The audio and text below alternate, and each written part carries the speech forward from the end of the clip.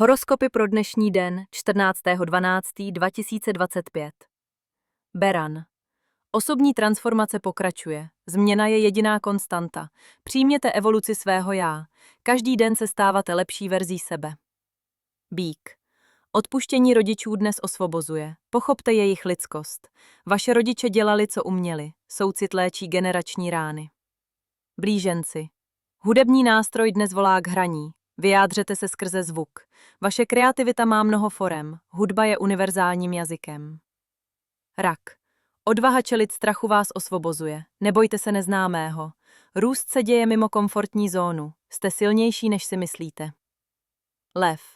Romantická láska vás zahřívá. Cítíte spojení. Vaše srdce je plné. Jste milovaní. Pana. Spontánní rozhodnutí dnes vedou k dobrodružství. Důvěřujte svým impulzům. Život je příliš krátký na váhání.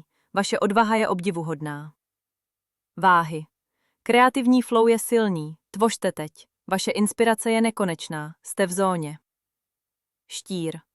Zdravotní screeningy dnes jsou prevencí. Navštivte lékaře pro kontrolu. Vaše proaktivní přístup k zdraví se vyplácí. Prevence zachraňuje životy. Střelec. Minulost formovala, ale nedefinuje vás. Jste svobodní tvořit novou budoucnost. Vaše možnosti jsou neomezené. Jste architekty vlastního osudu.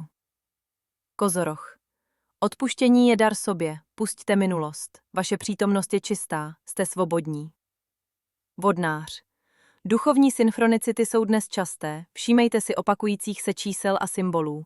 Vesmír s vámi komunikuje. Vaše vědomí se rozšiřuje novými způsoby. Ryby. Domácí harmonie je krásná, vytvořte ji, vaše rodina je šťastná, jste kotva. To byly horoskopy pro dnešní den 14.12.2025. Nezapomeňte se vrátit opět zítra a zjistit, co vám hvězdy nachystaly. Hezký den.